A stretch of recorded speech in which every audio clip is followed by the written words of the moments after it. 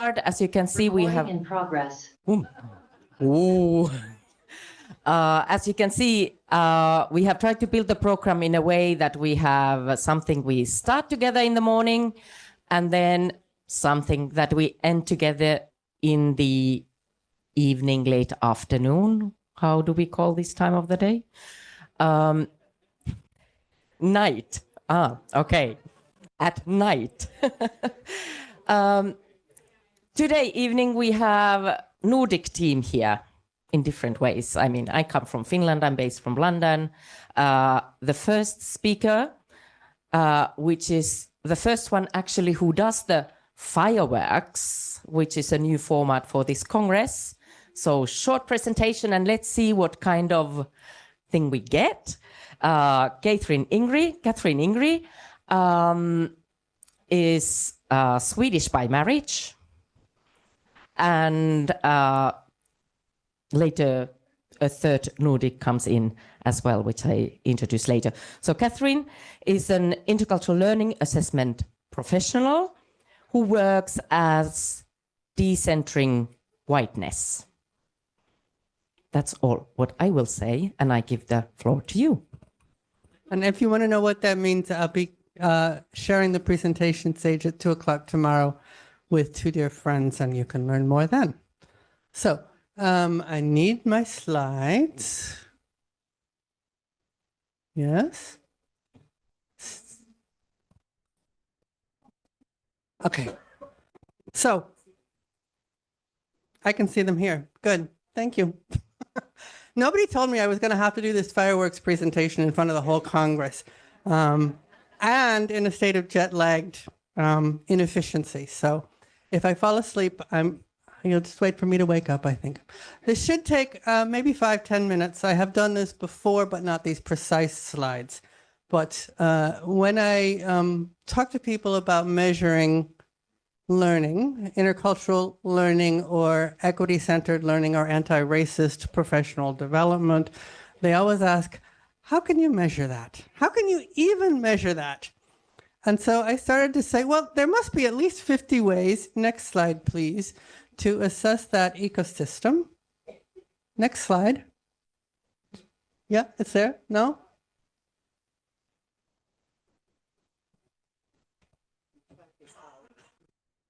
Yes, it was.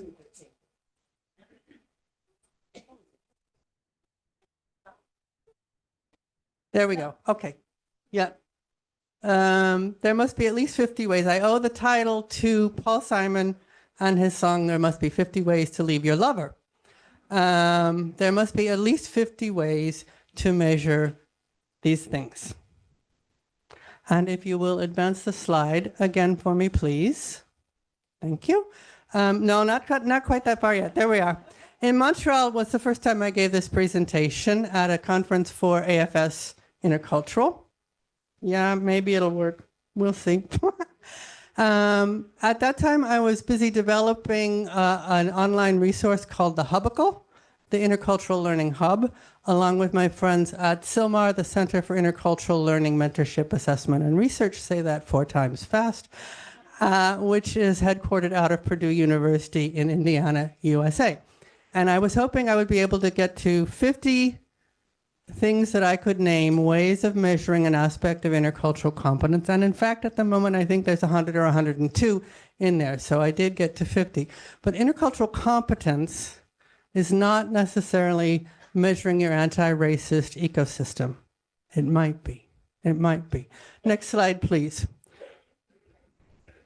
Let's see if it works. Yes, okay, great.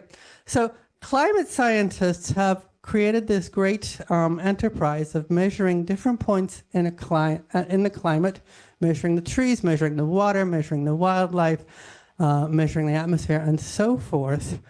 Those 100 ways of measuring intercultural competence might be thought of as your citizen science. I am measuring you and you and you, or I'm measuring my classroom, or I'm measuring my institution. They're the pointillistic dots, you know, like the afternoon on the Ile Grand-Châtelet. And those are important if we begin to put them together. And then we might know that our climate is in trouble. Our ecosystem is in trouble. And you'll notice we really only have two people measuring the ecosystem in this photo, which is to say you don't necessarily need a lot of measurement to know that your ecosystem is in trouble. All of us work in intercultural work in some way, and we do that work because we want to make change, and we want to make change because there's something that's in trouble. The leader is having trouble with their team. The school wants to make sure that its students graduate with the skills. That's a problem, it's a trouble, intercultural. How do we measure it? So I will talk about measuring your ecosystem rather than measuring people for a few more minutes, and then I'll let my colleague Amin inspire you with his keynote. The one way you can measure your ecosystem is by hiring a professional to do a DEIB audit. And I have listed here two operations, one run by Dr. Rona Halualani, and she does a very deep dive of all your documents and your productivity, and a really amazing deep dive of a whole system, usually universities. She works for universities in the USA. And my friend Jackie Broussard does it for corporations and nonprofits. So you can hire somebody, hire an expert, hire an intercultural expert to audit and find out the state of your business, because if you can't measure it, if you haven't measured it, it doesn't matter, and you don't know how to improve it. So that's kind of your large scale. On a smaller scale, many of you, I think, in this room are already familiar with the Intercultural Development Inventory, which measures 5 stages from ethnocentric to ethno-relative. That can be used for your personal ecosystem in the sense of, am I effective in the world in the way I want to be? Or you can use it large scale for an organization to see what stage your organization is in, and then you know what learning opportunity to apply to the situation to move that organization forward. Since many of you, I think, are familiar with this, and since it's the most widely known tool, I'm not going to spend a lot of time talking about it, but I did give you, I think, yes, the URL to a 5-minute video I made of what are the advantages and the disadvantages and what this instrument measures. Another instrument, and you can find the video about it similarly, is the Beliefs, Events, and Values Inventory. This one measures 17 things relating to intercultural competence, including your basic openness, your emotional intelligence, and your capacity to resonate to environmental sustainability. So it has a very different definition of what the problem is and what you're measuring. Some people might say it doesn't in fact measure intercultural competence or intercultural learning, but depends. As an assessment professional, what I like best about this instrument is it really does show you your ecosystem. It gives you your group in deciles, right? So you can see the lower 10th through the higher 10th of what, on each of the things that it measures, how they're doing. And in this particular group, we've got gender traditionalism is very high with some members of the group and very low in other members of the group. So if I'm working within that particular ecosystem, I've got to do some support and challenge for different audience members in different ways as I'm trying to get my ecosystem, the group, to move forward. So I love that tool, although it's a complex tool for that reason. Another great tool that's out there for measuring your ecosystem, the Global Diversity, Equity, and Inclusion Benchmark. which sets standards for organizations around the world. It was created by a multicultural team of measurement professionals. Their not-for-profit center closed down during the pandemic, but they still make the instrument available, and it measures just everything. Kind of like my friend Dr. Halualani, your vision, your leadership, your work-life integration, your responsible sourcing, and so on, etc. My one critique of this instrument is it doesn't focus enough on learning for me, but I am a learning specialist and I have kind of a bias about learning. Cultural or diversity climate scales.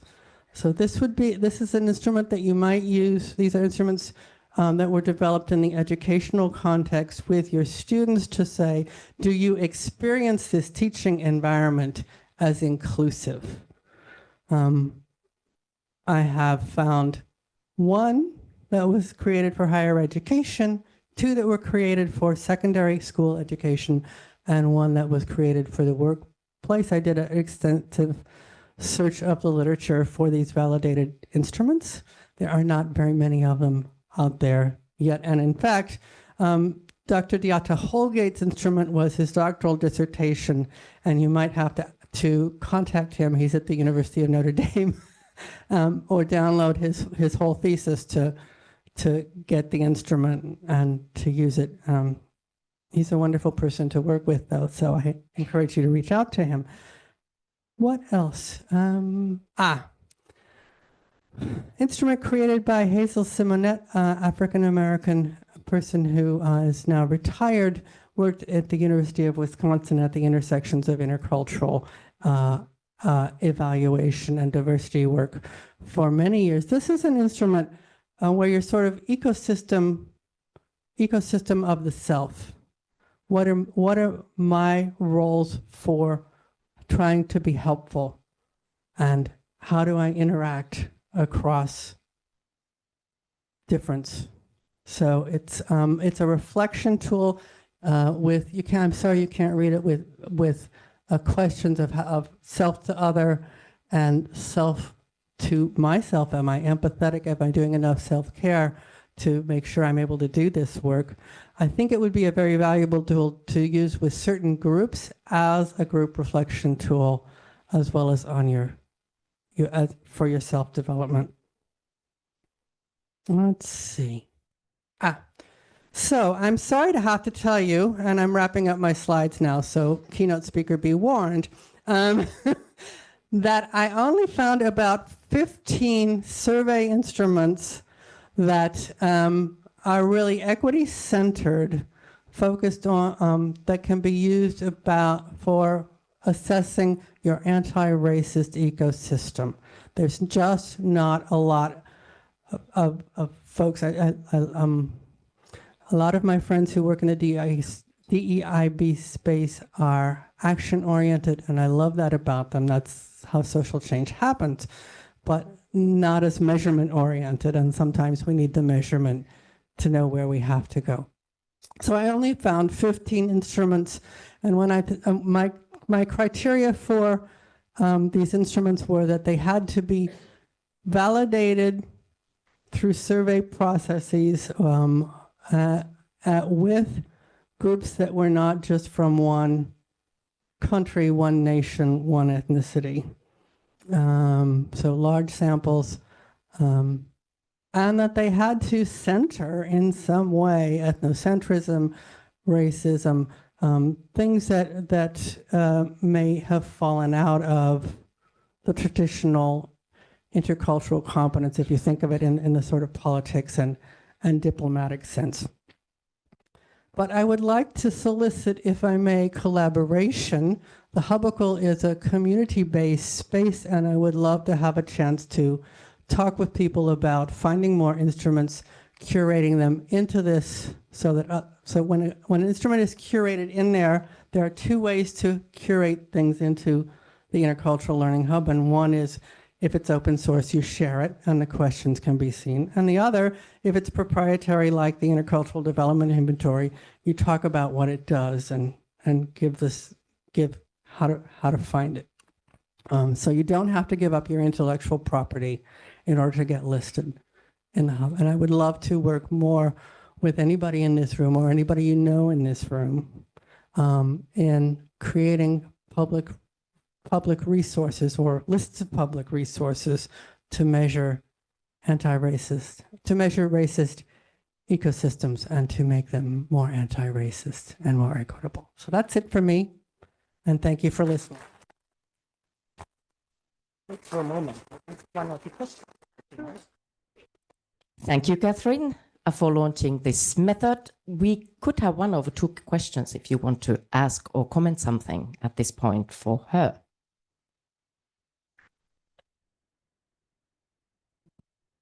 Natasha. Hi, Catherine. I'm just curious, you did say about your criteria for assessing the assessment tools. But I was wondering if you've seen the Racial Equity Tools website and how did you rate those? And when I was working for Purdue and making my employers uncomfortable talking about equity, I didn't put them in there, partly because I didn't have the time and partly because I wanted to keep my job. Well, I've lost my job, so that's for them. And I'd like to work on getting those in there as well as when I'm healthy and not going to a conference and stuff. Yeah. Okay. And part 2, so I can put you in touch with Maggie for your collaboration, who runs the Equity Tools website. And then the other one is I'm one of, and I know there's a few other panelists, expert panelists, the DEIB consultants that were part of the GDEIB tool. Because it was lightning, I didn't spend a lot of time talking about how wonderful they were. And so, but it would be lovely to hear your feedback because we're part of the group that created that tool. And so the feedback would be really helpful. So please do send it to us. Sure. Anybody else? Yeah. I cannot tell you how intimidated I am at this moment. Actually, earlier this afternoon, I actually got kicked out of a session, where the person said, I'm just too uncomfortable having it here. But I have to learn to be comfortable with discomfort. So let me make a comment about the IDI, the Intercultural Development Inventory, which some of you know I developed. And I continue to think that under the auspices of Hammer Consulting, and he's been primarily responsible and completely responsible for that for many years, that it continues to be a useful tool personally. And also, surprisingly to us at the time that we developed it, a very good tool for measuring pre-post changes. For several reasons, it's not a very good tool to assess ecosystem at the organizational level. Because when you average, which is the only way to do that, when you average the individual responses, it ends up hugely overemphasizing minimization. It does, yes. It's very unlikely that groups will come out in any place other than minimization. The larger the group, the more likely that is to be the case. So you really can't say in terms of developmental stage, as you can with an individual, you can at least get some indication of their stage along that developmental sequence. But it's I would say there's not much of a statistical rationale for being able to say at the group level that you're getting any kind of accurate diagnosis of the position of the larger organization. I'm going to disagree with Dr. Bennett a little bit. Yeah, good, but just thought I'd register that. No, you're right. It's problematic to use. I have done larger scale of an ecosystem, and they come out as the instrument, right? They come out in minimization. So what do you do then? In this instance, we were able to provide individual debriefs for a lot of people who wouldn't otherwise have thought of that they were incompetent. And so I think that was a plus. And on the minus, it turned out the organization didn't have the will and the leadership and the money to say, now we know that you're all in minimization and we want you to try to get the organization into acceptance, which is much more effective for your institutional goals. So I can't really say that using the IDI in this case for that ecosystem was as effective as I would have liked, in which case, another instrument.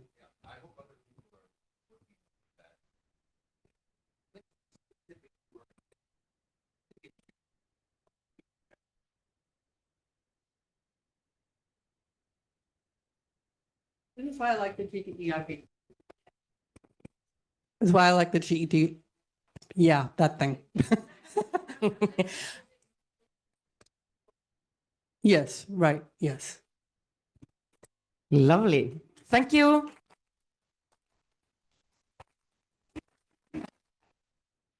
It clearly started also some discussion that needs to be continued. And that is kind of fireworks idea, I guess, as well. So we just tease a little bit, and then you can continue tomorrow or today. And then we go to the next one, which is Aminkeng Alemanji, or Amin. I had to even ask how to pronounce the name because I have just known as Amin.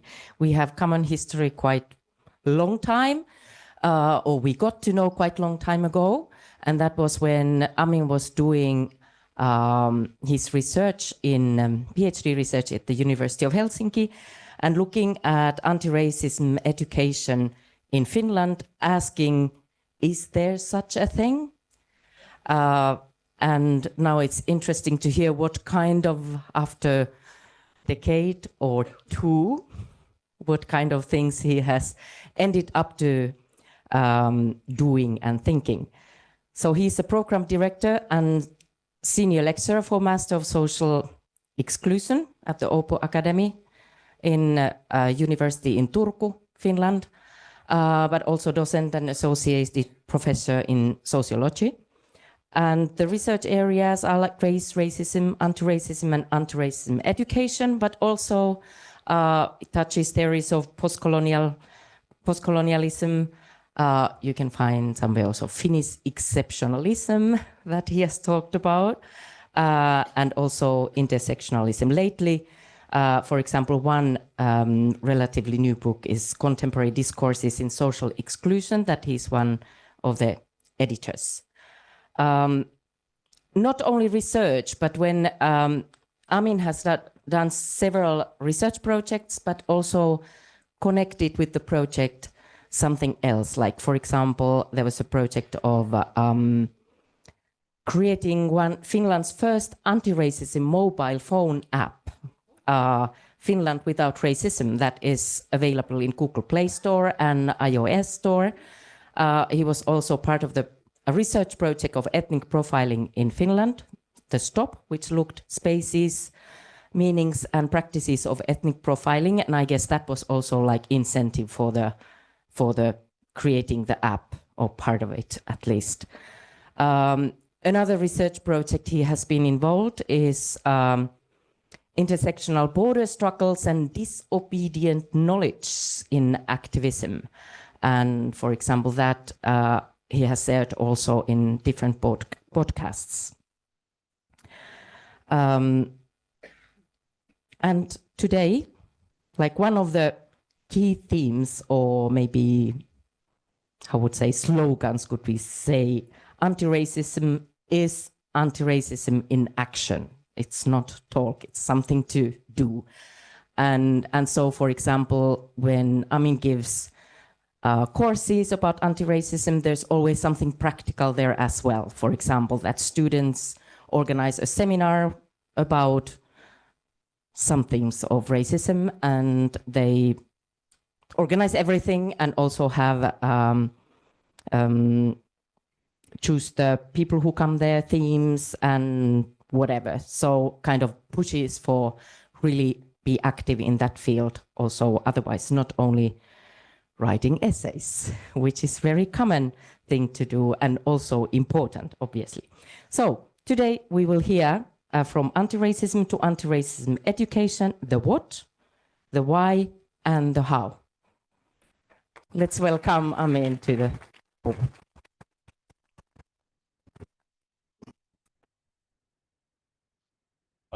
I want to begin by thanking you all for coming. It's the last session of the day. And so before I continue, I'd like you all to give yourselves a hand of applause for staying and making it this far. Thank you. And thank you, Ila, for the wonderful introduction. I would say that I am just a student. Okay, and what I usually tell my students before every lecture is that my lectures or my talks are not meant to be confrontational. And so we have to be open-minded, and that you have to distance yourself from your race. So you are not a representative of your race. You do not speak for all, say, I don't speak for everyone that's Black, or you do not speak for everyone that may be white. Okay, so let's, that's the first advice. And the second advice is that we are all students. We are all learning. If any one of us would have the solution, we would not be here. Okay, so we need to be open-minded, and we have to show empathy and try to understand that we are here to support each other. When I did my PhD, my PhD supervisor is what was Fred Durbin. He's an interculturalist, and I spent the first 2 years of my time doing my PhD struggling to understand what interculturality is. And we worked together in different projects, and we've published together, and we've done a lot of work together. And for 2 years, I told him that, Fred, look, I understand, I see what you're doing, but I don't relate to it in a way that I want to relate to the work I do. And when we published together, we shelved what we published under critical interculturality. Ah, sounds very good. But then I'll take it off from that shelf and I'll put it under anti-racism. And it fits quite well. And people ask me, so how does these two things work? I'm like, well, it's all about what shelf you want to put your work in. And so some of the things I talk about or that I've been doing can also relate to what most of you here have been doing. So to begin with, I'd like to start with, oh, it doesn't work.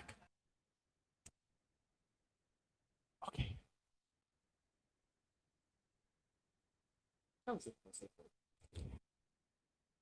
Maybe you have to point it over there to him. Seriously. There's some mistake. Oh yeah, now it works. Thank you. Thank you so much. Can I have it? He did the magic. So to talk about anti-racism, I have found that I've discovered that it's always important to go to the roots and look at the concept of race, because the concept of race is where everything starts. And I like this citation from Kennedy Andrews, which says that there is no concept that is important to the West than the concept of race. So we are all what we do is one way or the other connected to race. Who we are is connected to race, and that it's seemingly impossible for us to exist in the West without thinking about race. So race plays a very important role in our lives. So what is race, and when did this whole word come to be? So if you look at history, you realize that the first time race was ever used was in 1481, and it was in a poem, and it was kind of, the poem was dealing with who or what should be haunted. So the haunted was actually described by the term race. It had nothing to do with the way we understand race today. And later on in 1606, race appeared the first time in the dictionary, which meant breed. For example, in Finnish, the word race in Finnish is rotu, which is still linked to the 1660 definition, or how it was perceived in 1606. And our understanding of race has gone through different stages. So we've looked at it from just breed, after that, race has been looked upon from a biblical term, where they've used, for example, the story of Noah and the three sons.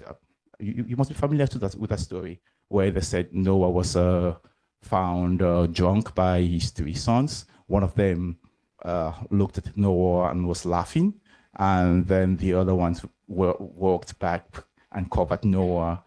And when Noah woke up, they told Noah that one of your sons, this son, is when you were drunk, he laughed, and Noah cursed that son. And so those who are the black race are descendants of the cursed son of Noah. So for a while, this was how race was perceived, okay? And then as time went on, the idea of race moved from the Bible to the issue of genes. So then it was viewed as those who have a certain kind of gene were the ones with the superior race, and those with a specific kind of genes were viewed as those with the superior race. And after that, we moved to language.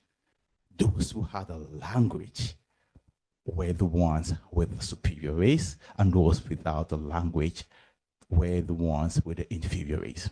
So today, we are at a level where we look at race and say, if you ask a lot of people, people would say race is a social construct. But the idea of race as we know it today was first introduced to us in 1735 by Carl Linnaeus. Carl Linnaeus is a Swedish botanist. He played a very important role in terms of how we understand the world today. He's the first person who actually described us as Homo sapiens. So he's done a lot of good work. So one of his most important work that he did with regards to race is in his publication called Systema Naturae, where he classified 4 different racial groups in the world according to the different cardinal points. So there was the first racial group. So basically, one of the 4 racial groups was the Homo sapien europaeus, and they had qualities like they were vigorous, muscular, flowing blonde hair, blue eyes, very smart, inventive, you know, and covered themselves with tight clothing, ruled by law. The second group, which was in hierarchy that followed the Homo sapien europaeus, was the Homo sapien asiaticus, and melancholic, stern, dark hair, straight, and then there was the Euro sapien americanus, and then there was the Homo sapien affair. Now, this was in 1735. This was the first time ever that different racial groups were put aside, and along each racial group, specific characteristics were given to these racial groups. We may look at this and say, but this is old, this doesn't happen. But these laid the foundation, the groundwork for how we understand race today. We still look at race and different racial groups, and we construct them under these same characteristics, right? And remember I said he was a Swedish botanist. And during this time, Finland was under the Swedish Empire.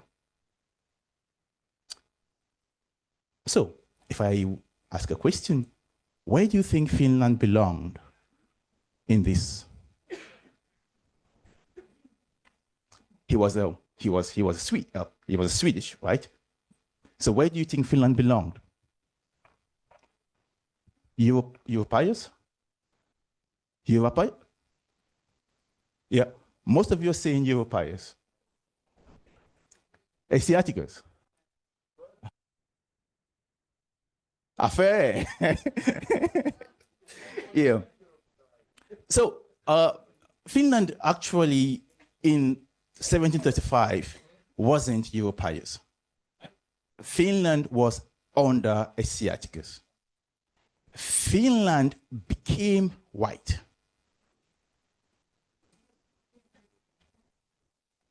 Okay, so Finland became white. How did Finland become white? So to understand how Finland became white, we have to use Ta-Nehisi theory of the mountain and the valley, right? Whenever you show me a mountain, I'll show you a valley. There can be no mountain without a valley. So Finland became white by saying, I'm not a valley. You know what? These other people that exist in the Finnish society are actually the valley. I've got more. We as Finland, as Finnish people, have more in common with the characteristics that define Homo sapien Europaeus. So in doing that, they actually created a new bottom, a valley upon which they built their whiteness. Does it make sense? Yes. So to get up, to be a mountain, you need to build on a valley. And under this particular, at this point, I just want to mention that whiteness here plays a huge role. And if you think about the concept of whiteness, I won't go detail. I'm not going to go like very detailed into what is whiteness. But I define whiteness as a sociocultural pursuit towards the purest form of Homo sapien Europaeus. So if you think about Europaeus, Homo sapien Europaeus, whiteness is the pursuit towards its purest form. And consciously or unconsciously, we are all moving towards whiteness. People always say, oh, but why do you say that? It's because reality as we know it has been colonized by whiteness. So values which are human values have been colonized as white values.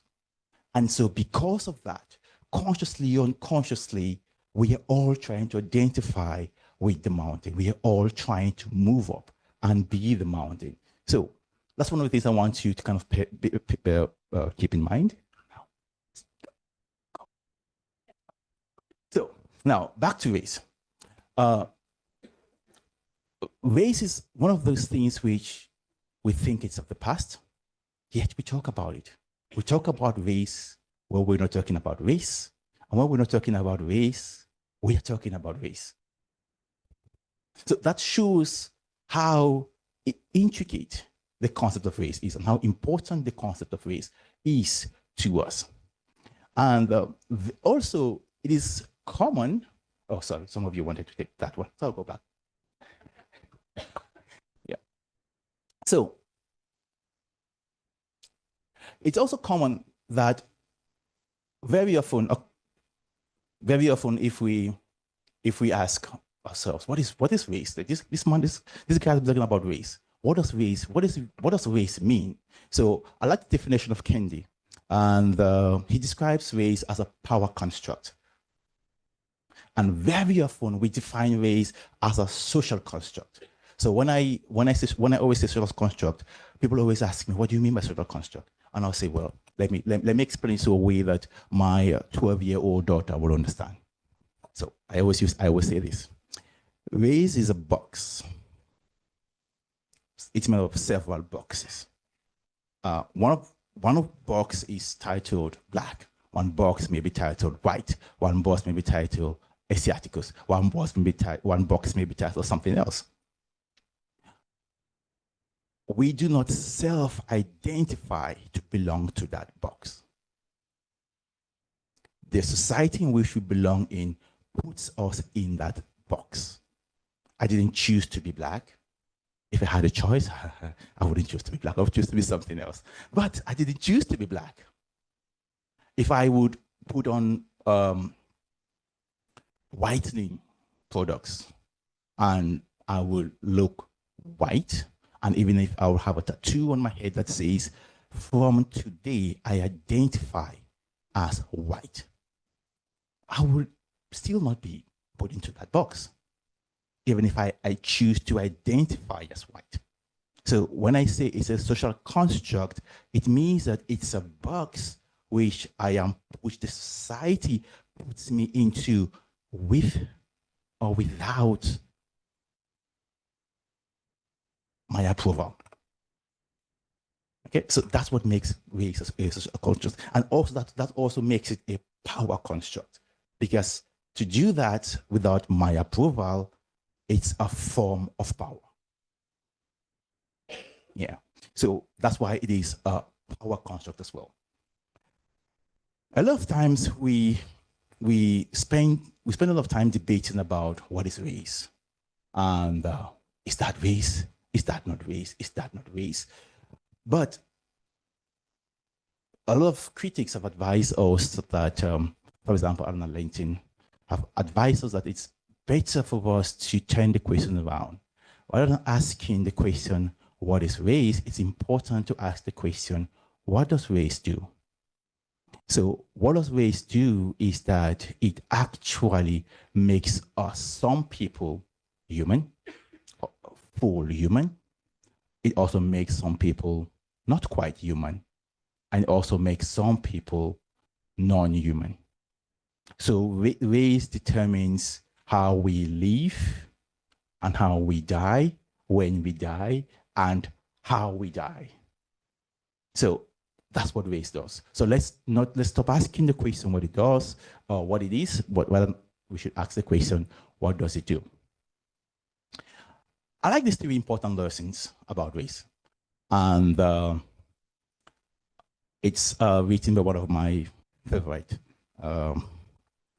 writers.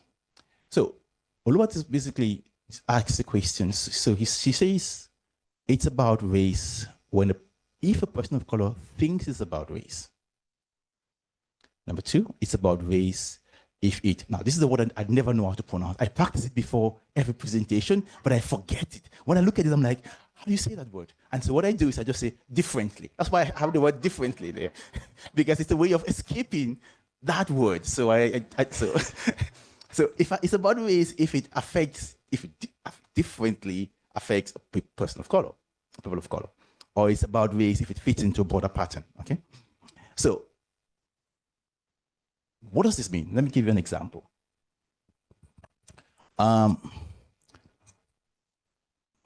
There is this Black student. She's 20 years old. She's a Muslim. She's veiled, and she goes to IKEA because she's heard that there is a let's say no, she goes to H&M because she's heard that there is a promotion of a particular sneakers that she really likes. It's a Nike sneakers, so she wants to get that sneakers. So she goes there on a Monday morning. She bypasses, so on her way into that shop, there is this enthusiastic white security officer by the door. So she walks in.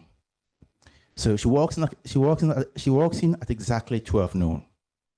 She goes around, walks around, moves around, eye shops, and then just finds herself in the sneaker section.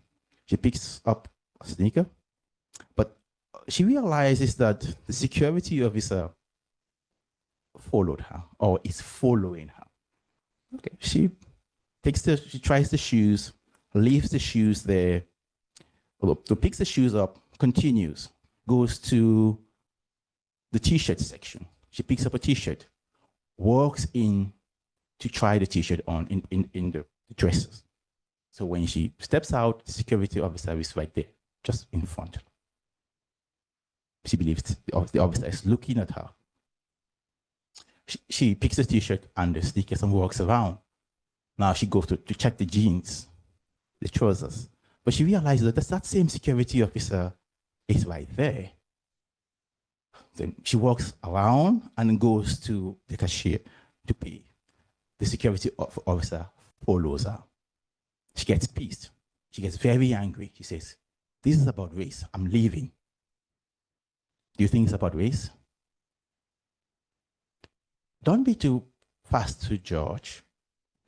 There are always two sides of a story. Let's hear from the security officer. Let's not just judge. Sometimes we are too fast to judge. Now, this is the security officer's side of the story. There was a security officer who wanted to become a police officer. He's really enthusiastic about his work. He does everything. He's very strict with the way he works. So he does things very, very, very orderly. At the top of every hour, he leaves his post at the entrance of the shop and walks around the shop. He does it at the top of every hour.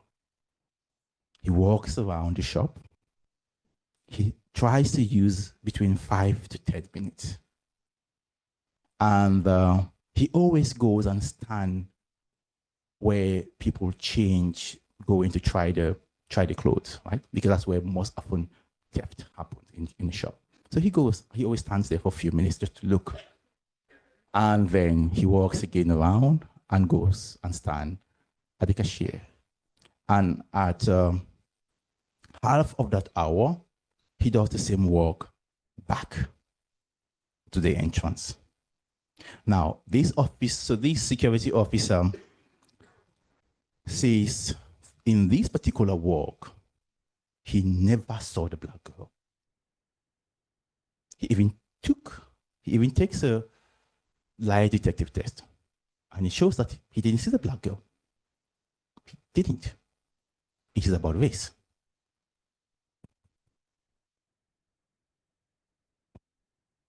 If he didn't see the black girl, is it about race? Huh? It is? But he didn't see the black girl.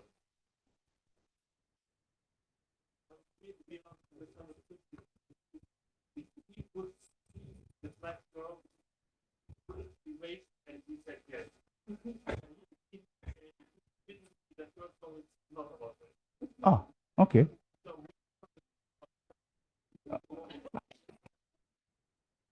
No, he took a lie detector test. Who knows if he's lying? I don't know, but let's go with the results.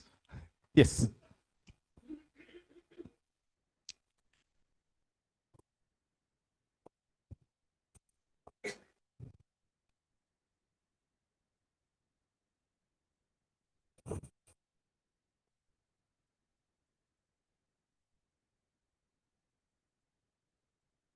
Mm. Mm. Yeah, but is it about race? Yeah. Oh, good. Well, it's about race for her. If you look at 3, even if it's just about her thinking about it, it fits into a broader pattern. Now, one of the things we have to understand is that no single incident of race stands out alone. Everything fits into a pattern. Everything. When something happens here, you carry that. You carry that baggage with you. If it happens with someone you know, you carry it with you. So it stays with you. So it is about race because for her, it's about race. It doesn't matter. It's not about it now. Very often people think that if we say it's about race, it could be about race, but not about racism. It is about race. There's a huge difference. I didn't ask it if it's racism. I said it is about race. And very often we mistake these two things. We always think that everything that has to do with race must automatically deal with racism. Okay, so it is about race. And let's learn to talk about race as race, and then talk about racism as racism.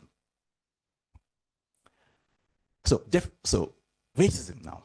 What is racism? So when I did my PhD, I came up with this definition. I said it's a progressive effort. See how I underline the word progressive. But oh my God, I was so wrong.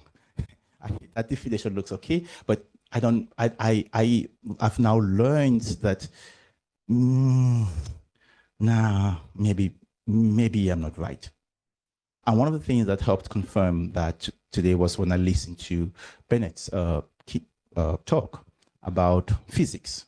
And there's one thing I will discuss about physics later on that actually makes me feel like this definition is missing in a lot of ways. But I'll show you in the last slide. So, but I like this definition of racism. Racism equals to racist policies plus racist ideas that produce racial inequity. And then Kennedy defines the issue of racist policies basically as any policies or any combination of policies. Those policies are basically laws that govern people. So I really like this idea, this definition. So remember I told you that I was a student of interculturality. So doing my work, learning to do my PhD, I came across one of the things that helped me became sane was when I succeeded to distinguish between multicultural education and anti-racism education. So in the Finnish context, multicultural education and policies basically are aimed at immigrants and trying to ask the immigrants, how can you fit into our society? Are you a good immigrant? How are you integrating in our society? And this wasn't something I wanted to study. I preferred to study anti-racism education because I like the idea that anti-racism education or anti-racism forces those with power. It turns the question around. How are you a good host? How are you receiving the immigrants when they come in? How are you setting space? How are you taking your power into consideration? And so now, when I did that shift, the next question was, so why anti-racism? And the reason why I do anti-racism, it's different. So everyone does anti-racism for different reasons. However, personally, when I moved to Finland 16 years ago, the ride from the airport to my apartment, I was introduced to Racism 101 in Finland. So I was told, welcome to Finland. There are 3 jobs you can do in Finland. You can either be a dishwasher, a cleaner, or a newspaper delivery person. Don't dream to do anything because this is the position that has been set aside for Black people in Finland. Oh yeah, so I went through the early stage of my time in Finland accepting that racism was okay. It affected me, yes, and so what? It also affects Paul, John, James, and everyone. So I did shift from not caring about racism to start caring about racism. And this is my why. My why is because I started having children. So it became personal. And I said, I can't stop caring. I have to start doing this, not because of me, but for the next generation. So the reason why I'm doing this work is to create footprint in the sun for the next generation. And I like what Andrew says, that the world can only be as fair, as equal, or as just as the knowledge upon which it's built.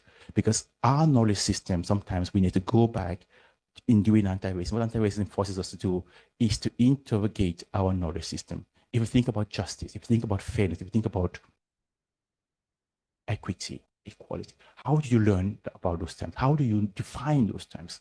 What are the knowledge systems behind your understanding of those terms? And if the knowledge systems behind the understanding of those terms are not decolonized, your definition of these terms may itself be problematic.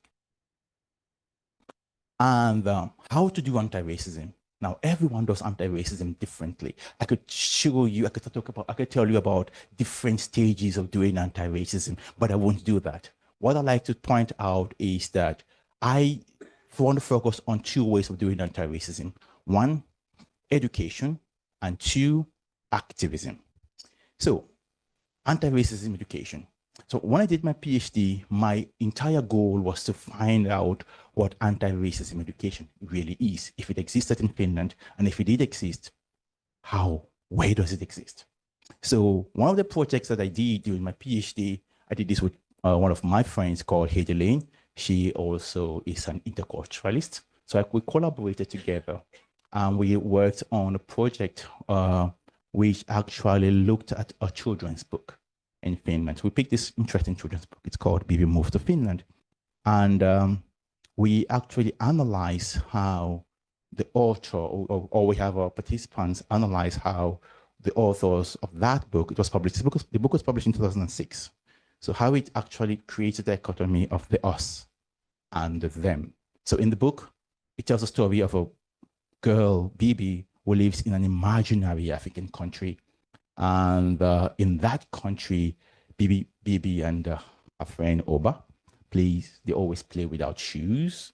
They play with grasshoppers, they climb trees, and there are elephants and giraffes and all of these animals in the back. And then when Bibi moves to Finland, Bibi's dressed, has a suitcase and wears shoes for the first time and socks. And then in Finland, children play with dogs. The children in Finland are depicted as white, blue hair, blue eyes, and all this stereotypical. And in Finland has a name as compared to this imaginary African country. It has a flag and all of these things. It's progressive. It has sheep and all of these different things. So we kind of look at what we're doing in that book, in our critique of that book, is to look at how racism functions to 4 key areas: denial of racism, exceptionalism, whiteness theory, and the coloniality of power. So we kind of critique using these 4 key theories to critique how this book is written, and we kind of set the blueprint of how different kind of critiques can be done around books. Our goal here is to say that it's important to create contents like this, but it's also important that contents like these are critical. So this is just one example of how to do anti-racism in schools through education. And the other one is activism. So with regards to activism, I like this definition of activism. And my students hate this definition. They always say that, I mean, this can't be real. And I said, okay, if it can't, give me your definition. And no one ever does. They never do. And I said, but I like to. So basically, what I do in terms of my activism is that I understand that it is a long shot trying to change mind using education, using anti-racism education. So I believe with Kendi that it's very important that we look at how can we change policies using anti-racism. And what I do, for example, is, let me just relate to my job. When I took my job, there was this English language testing. So every student who, I'm head of this master's degree program called social exclusion. So to get in, all the students need to present a language certificate. It's either IELTS or TOEFL to show and prove that they can speak English. They're good. And children and students who come from different parts of the world where they've used English all their lives. They've gone to primary school, secondary school, all their lives in English, still have to do the test. But students from Germany, not too fast. So, but the students from Germany who've done 1 credit in English language doesn't have to do that test. So what I did was I talked with the school authorities and I said, there was a problem with this test. We've seen the others as not good enough. So we're setting specific kinds of gatekeeping, and that we need to kind of take away that test and try to create a more level playing field for international students to get in. And they said, what should we do then? So I said, but we can design a new way of testing without students having to go through this, presenting us with this paper. And so what I did was I said we could do interviews, which means that it's more work for me. So now, so I got the approval from the school, and the following year we eliminated the whole English language testing thing. So students don't have to submit that test anymore. So if you want your test, your language to be assessed by, you can choose to have the program assess your language. What does it mean? We do an interview. Through the interview, we can tell if you understand English and you can work with English. That's it. So we just do a 30 minutes interview for everyone, not just those who want their language assessed. So, but then I realized that I've done change in one particular program, but that's just one. So what my students did was they wrote an open letter to the university asking them to have other international master's program go down that route. So our program was the first. 2 years later, 5 programs eliminated the language policy, the colonialist language policy regime. And last year, our school, the whole entire university, and the University of Helsinki were the 2 universities in Finland where you don't even need any of those things. What you needed to do was just submit a language proficiency from your home university that says that this degree was completed in English, and that's it. That's good enough. So that is what I mean by anti-racist activism. It's what you can do to change policy in your different institutions. And it's difficult, I know, but it can be done. So I encourage you to kind of find your own way to do or to change policy in your respective institutions. So when I did my PhD, I'm almost done, like 2 more slides. I wrote somewhere in my PhD that the word racist, it's a very bad word. That word should be taken off the dictionary. Why? Because as an educationist, I felt like the way a lot of us think about the word racist is that we see it as a permanent tattoo, that once you put that bullet out, it can never come back. But I've kind of learned to look at racism, or the word racist, from a different point of view. And I like this definition of these terms of racist, anti-racist, and non-racist. Now, I also like Lily Zhang. I think he is in her book, DEI Deconstructed. Those of you who are in DEIB, please check out that book. It's a really good book. So she actually uses the metaphor of someone walking on a moving walkway. That's why I have this beautiful guy over there. So now she actually also forces me, she actually influenced me to change my definition of racism. So first you see someone, so what a racist does is, on the moving walkway, what the racist does is he or she works with the power structure, right? So that person, we say, oh, that person is racist because the person is working with the power structures, producing racist outcomes. And then what the non-racist person does is just stands on the moving walkway and say, I know racism is bad, but I don't care. But what happens is that once you stand on that moving walkway, you're still moving forward. The system is still pushing you forward because there can't be any, there is no neutrality with racism. So you need to choose, you need to do something. So now, in my definition of racism, I said it has to do with a progressive. You have to do a progressive effort. Now, this is where my definition comes short, because someone can be making a progressive effort, walking, but if you're walking at the same speed as the moving walkway, you may find out that you're not going forward. You're walking, which is a progressive effort, no, you're not making any change. So that's why there are people who do anti-racism but do not make change because the, how do you say it? Velocity, right? Velocity, yeah, that's the word. That's the physics. That's the physics. Because the velocity has to be fast. It has to be faster than the power structures to make change. So to be anti-racist is not just walking forward. It's walking forward in higher speed that beats the system. Okay, so walking forward is good, but think about the speed. The speed is also very important. And to end, two more slides, one more. To be an anti-racist requires us to be persistent. So I always say that to be an anti-racist is like a child. So when a child is born, the child learns to sit. Then the child learns, and when the child learns to sit, the child falls several times and picks him or herself up.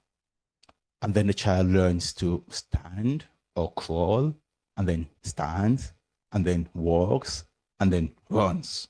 So it requires different actions at different stages.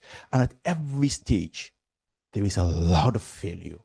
The child fails zillion times. But why does the child continue? Because the persistent effort. The child has this zeal to do it. So to be an anti-racist, we need to have the persistent effort of a child, right? We can't let our fear of failure deter us from doing the job. And we also have to understand that we are at different levels of our anti-racist journey. There's some people who are at the infancy level, and there are others who are at the walking or the standing level. And so we need to kind of take everyone on board. So you can't say that because someone is still at the infancy level, that person isn't doing the work. So we all at different levels, and we have to learn to be more kinder and accommodative to everyone doing their work. Now, final words. Now, this is the definition I have for anti-racism today. I see there's a political discourse and intellectual and practical commitment to challenging racism at all levels within any specific society. I think it's better than progressive effort, because now the progressive effort doesn't work anymore. Yeah. So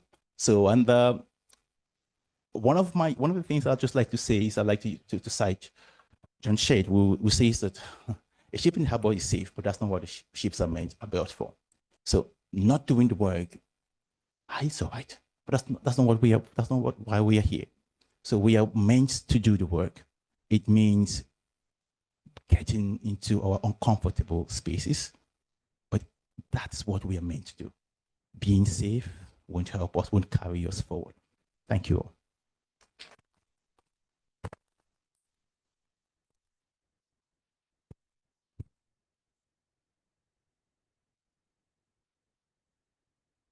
Thank you so much, Amin, for this really inspiring speech.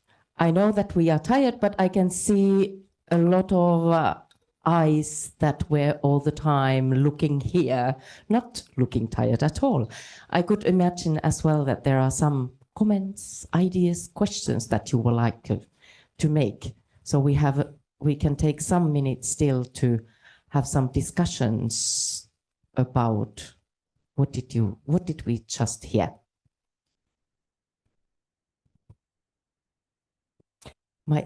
Yeah. Okay. Yes.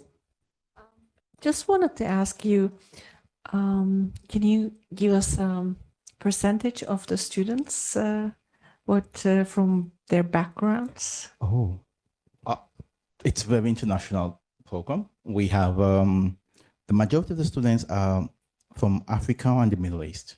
The minority is from Europe. And it's a 5 years. We've existed for just 5 years. The first year we had 5, and our class size was 20. And now we have, a few years after, we increased the class size to 25. And then we've been struggling, but then last year something just happened. We had 34, and next year we are having the same number. That sounds great, but do you have any Finnish students? Yes, we have Finnish students. Okay. We have. This year we have 4 Finnish students in the group, and we have one German, 1 Austrian. So we have Europeans. It looks very promising. Thank you. Thank you.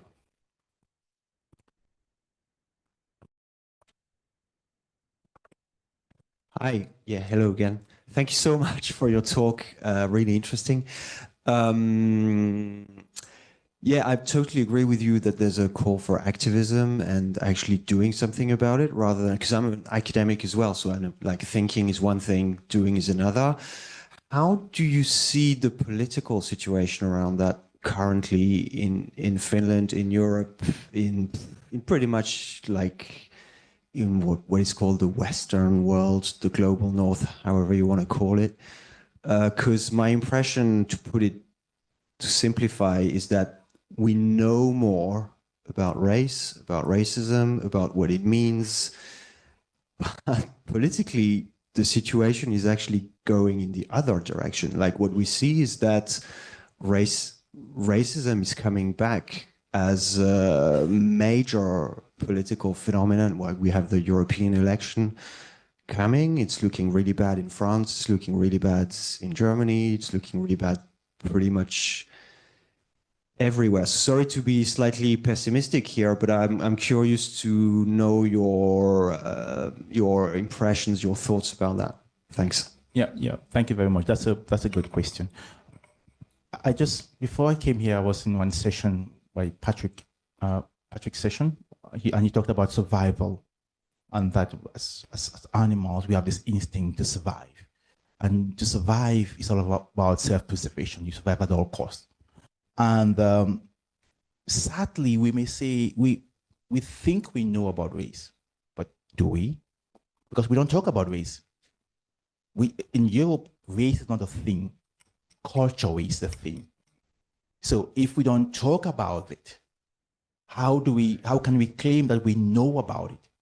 Because if there is a problem and we can't even call the problem by its name, how can we begin to solve that problem?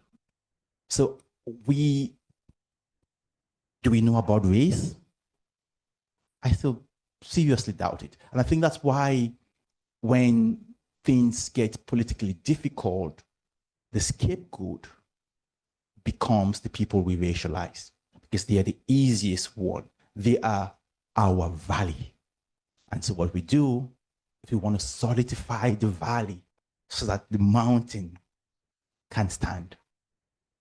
So it is part of the politics of race that the bottom has to be solid, because if the bottom isn't solid, this house wouldn't stand, right? And so what we do, we constantly, that's what we do. Thank you. Thank you for this presentation. It was very uplifting. And I think we're all pessimistic about what's going on in politics, but I also think that with all of these, and this works for other issues, women or whoever, when you start to win, when you manage to have people talk about race or any issue that is part of your life every day and that is invisible to the rest of the world, there is backlash.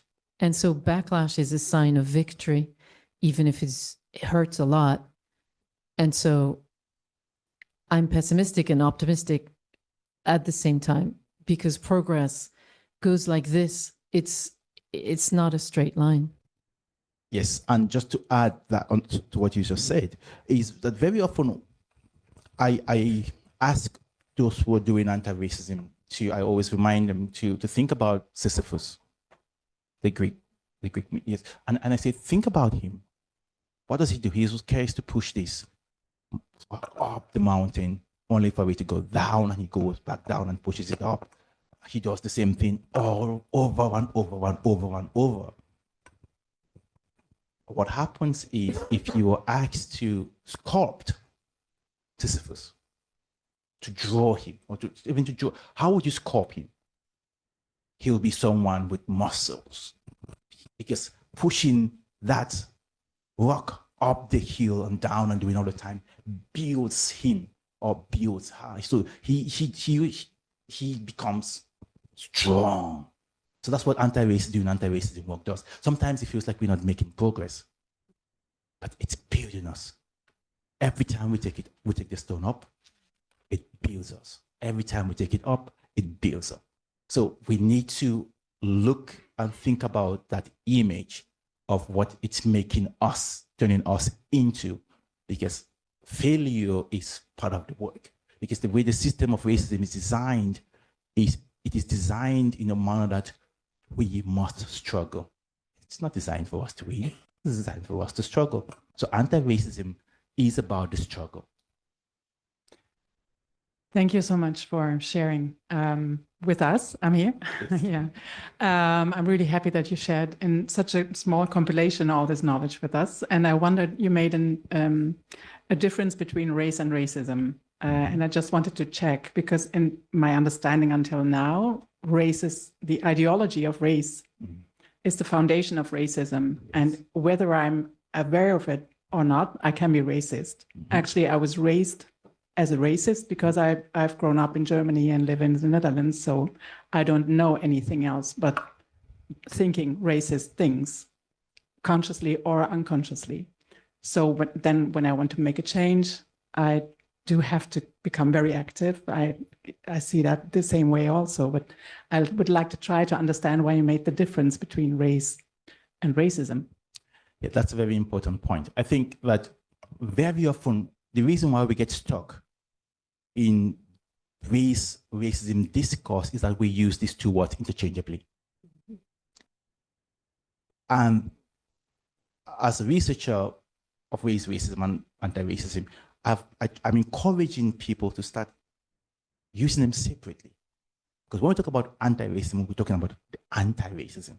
When we talk about race, very often we use it and race interchangeably, but it shouldn't be. Now, race is separate from racism. Those are two separate concepts. And in every instance, we need to ask ourselves, is this about race or is it about racism?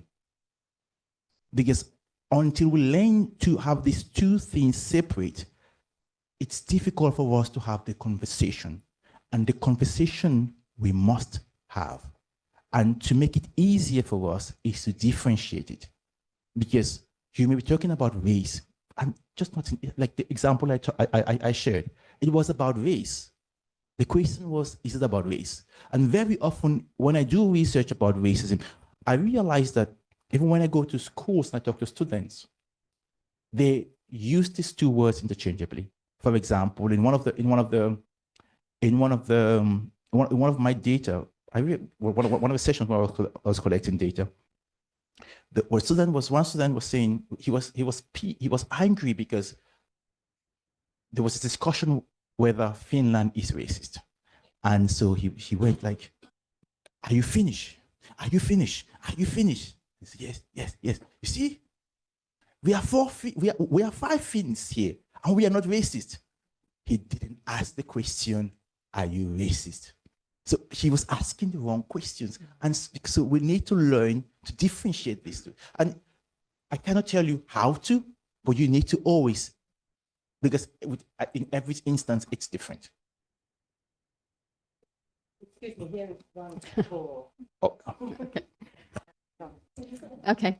So my question more is how to guard against going overboard the other way.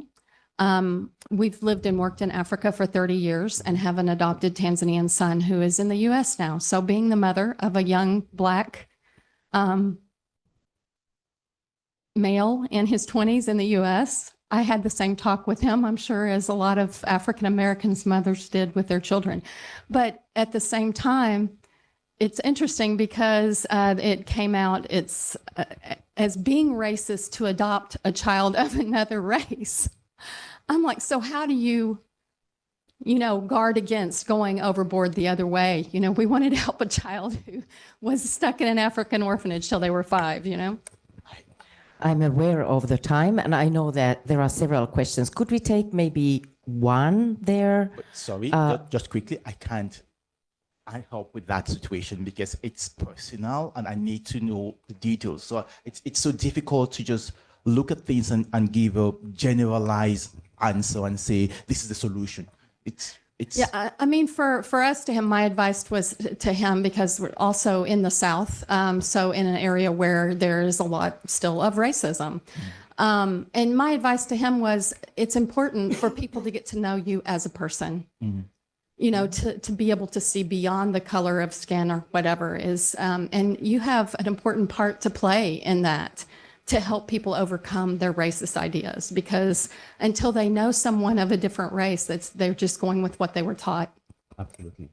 I have a question that is probably linked, it goes in the direction. I'm not a mom of any Black person, and not even a mom. But however, I would like to know what do you suggest, because when you share with us the example of the girl in H&M shop, you make us to understand the distinction between race and racism. And race, you emphasize for what you... I didn't talk about racism in that slide. I talked about race. Race, yeah. Race. I'm saying race. Indeed, what I understood, at least, that race is also in the eyes. Well, I can see race in a different way, because how I perceive race is very different from a person with whom I do not share the color of my skin.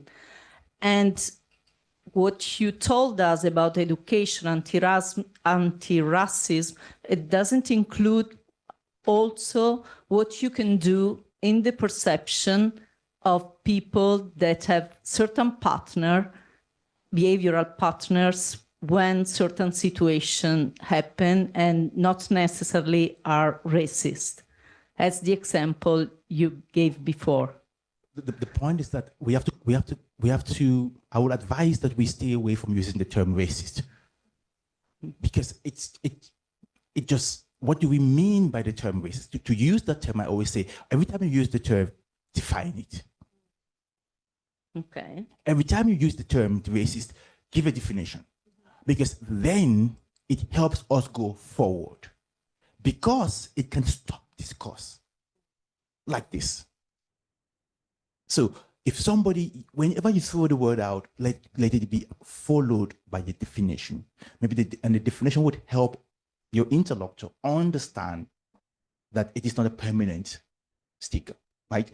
It is something that you wear and take off. You can be racist now, 1 minute later you are non-racist, next minute you are anti-racist. So it's identities that we get in and out of, depending on what we do at a given time or what we support, if we support a racist policy or not. But then I think, just to follow up on your question, is that race also depends on the time and location. You may board a plane in Brazil, white. By the time that plane lands in Atlanta, USA, you are non-white. So the location has changed, and so your race has changed. So the box that you're placed in is now a different box. So time and place are very important variables that we need to put in place when we talk about race.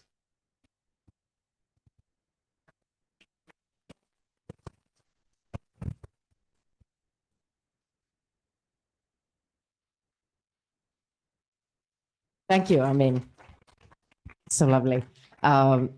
Yeah, boats are not made to be safe in the harbor. Right. I'm sorry for the questions that were left. Please use the moment and come to Amin to talk if you have time. I just thank you very much for enthusiasm of even after long and inspiring day. So I think that we need a short break, and at the 9 o'clock we continue here with fireworks. So, sorry. Exactly, not today evening, just to make sure that nobody comes here. Because sometimes the party has been on, no, Thursday, I heard, but no, we don't have any party today. It's for rest, and we see tomorrow morning at 9 o'clock. Have a lovely night.